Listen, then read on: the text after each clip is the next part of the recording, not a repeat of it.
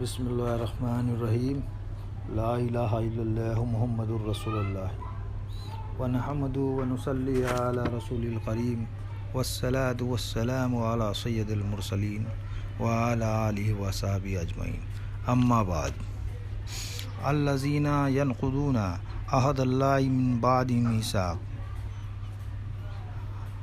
اما بعد ترجمہ، وہ جو اللہ کے عہد کو توڑ دیتے ہیں پکا ہونے کے بعد۔ سورہ بقرہ۔ اور مزید اللہ جل وعلا قرآن کریم میں ارشاد فرماتا ہے، اور عہد پورا کرو، بے شک عہد سے سوال ہوتا ہے۔ حدیث شریف میں ہے، الا ایمان الاقرار باللسان و تصدیق بالجنان و عمل بالارکان، یعنی کہ کلمہ طیب کا زبان سے اقرار اور دل سے تصدیق اور اعضاء کے ساتھ عمل ایمان ہے۔ یوں تو اقرار کا سلسلہ روز ازل ہی میں شروع ہوا تھا، جیسا کہ قرآن کریم میں اللہ جل وعلا ارشاد فرماتا ہے، اور جب تمہارے رب نے اولاد آدم کی پشت سے نکالی اور انہیں خود ان پر گواہ کیا، کیا میں تمہارا رب نہیں؟ سب بولے کیوں نہیں، ہم گواہ ہوئے، کہ کہیں قیامت کے دن کہو کہ ہمیں اس کی خبر نہ تھی۔ سورہ عمران میں اس طریقے سے اللہ جل وعلا نے عہد کے بارے میں فرمایا، اور اس کے آگے اور بھی اقرار فرماتا ہے، اور اس اقرار کو یعنی اس عہد کو جو تم نے کیا ہے یاد دلانے کے لیے میں نبیوں کو، رسولوں کو بھیجوں گا، تم ان پر ایمان لانا، یعنی گواہی دینا کہ اللہ جل وعلا کے سوا تمہارا کوئی معبود نہیں، وہی خالق کائنات ہے اور وہی عبادت کے لائق ہے، اور یہ نبی برحق ہے جو تمہاری طرف اللہ جل وعلا کا پیام لایا، یعنی اللہ جل وعلا کی توحید کے ساتھ نبی کی رسالت کا اقرار کرنا۔ حدیث شریف میں وارد ہے کہ کلمہ طیب کا زبان سے اقرار اور دل سے تصدیق کرنا، اس کا کیا مطلب ہے؟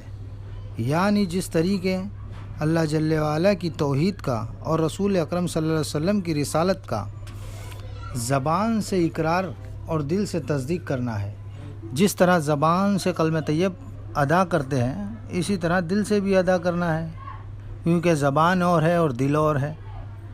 اسی مطابق حدیث شریف میں ہے کہ لا الہ الا اللہ الف مرۃ الا بالتحقیق فہو کافر، یعنی کہ اگر 1000 بار بھی بغیر تحقیق کے کلمہ پڑھے تو کافر ہے۔ آخر اس کی تحقیق ہم سب پر فرض ہے۔ کلمہ طیب کو سمجھ کر پڑھنا اور ماننا اول فرض ہے۔ حدیث شریف میں ہے کہ حضرت ابو ہریرہ رضی اللہ تعالیٰ عنہ سے روایت ہے کہ اسلام کی بنیاد 5 چیزوں پر اٹھائی گئی ہے۔ اول فرض کلمہ طیب، یعنی نہیں ہے کوئی معبود سوائے اللہ کے، اور محمد صلی اللہ تعالیٰ علیہ وسلم اللہ کے رسول ہیں، اس کا زبان سے اقرار اور دل سے تصدیق کرنا ایمان ہے۔ دوسرا فرض قائم نماز کرنا، تیسرا روزے رکھنا، چوتھا زکوٰۃ ادا کرنا، اور 5واں حج کرنا ہے۔ حقیقت میں کلمہ طیب لا الہ الا اللہ محمد الرسول اللہ دل کی طے ہے، زبان عاجز ہے، دل گویا ہے، اس لیے پہلا فرض کہنا فرض ہے۔ کلمہ طیب اسلام کا پہلا اور بنیادی فرض ہے۔ ایک مسلمان کو سب سے پہلے جو چیز سکھائی جاتی ہے وہ کلمہ طیب ہی تو ہے، اور کیا ہے، لیکن ہم کلمے میں پوشیدہ اس کے راز سے ناواقف ہیں۔ جب کسی کو اسلام میں داخل ہونا ہوتا ہے تو وہ کلمہ طیب پڑھ کر داخل اسلام ہو جاتا ہے، یعنی وہ اللہ جل وعلا کی وحدانیت اور رسول اکرم صلی اللہ علیہ وسلم کی رسالت کا اقرار کر لیتا ہے اور داخل اسلام ہو جاتا ہے۔ ایمان کا حصول کلمہ طیب ہے، اور عرفان ذات کا حصول کلمہ طیب کی حقیقت تک پہنچنے یعنی تصدیق قلب پر ہے۔ ایک دفعہ رسول اکرم صلی اللہ تعالیٰ علیہ وسلم کچھ صحابیوں میں مال غنیمت تقسیم کر رہے تھے، تو کچھ عربی لوگ آئے جو ابھی نئے نئے مسلمان ہوئے تھے۔ وہ آپ صلی اللہ علیہ وسلم کی خدمت میں عرض کرنے لگے، اے اللہ کے نبی صلی اللہ علیہ وسلم، ہم بھی مومن ہیں، ہم پر بھی عنایت فرمائیں جو آپ دوسرے مومنین پر عنایت فرما رہے ہیں۔ تب آپ صلی اللہ علیہ وسلم ابھی جواب دینے ہی والے تھے کہ وحی کا نزول ہونا شروع ہو گیا، اور آپ صلی اللہ علیہ وسلم پر وحی ہونے لگی۔ جس کے بارے میں سورہ ہجرت میں اللہ جل وعلا فرماتا ہے کہ یہ جو دیہاتی کہتے ہیں کہ ہم ایمان لے آئے ہیں، آپ صلی اللہ علیہ وسلم ان سے فرما دیجئے کہ تم کہو ہم اسلام لائے ہیں، یعنی زبانی کلمہ پڑھا ہے، ابھی ایمان تمہارے دلوں میں داخل نہیں ہوا۔ مطلب یہ ہوا کہ تصدیق قلب کے مرتبے کو نہیں پہنچے۔ اس آیت کریمہ سے یہ بات معلوم ہوتی ہے کہ زبانی کلمہ پڑھنے والا مسلمان اور تصدیق قلب سے کلمہ طیب کی ادائیگی کرنے والا مومن ہے۔ حدیث شریف ہے، یعنی رسمی رواجی طور پر کلمہ طیب پڑھنے والے تو کثیر یعنی بہت ہیں، مگر اخلاص یعنی کہ دل کی گہرائی کے ساتھ کلمہ طیب پڑھنے والے بہت کم ہیں۔ حاصل کل یہ ہے کہ جس شخص کی تصدیق قلب حاصل نہیں، اس شخص کے زبانی اقرار کا بھی کوئی فائدہ نہیں۔ زبانی کلمہ تو ہر کوئی پڑھ لیتا ہے، لیکن تصدیق کے ساتھ کلمہ کوئی پڑھتا ہے۔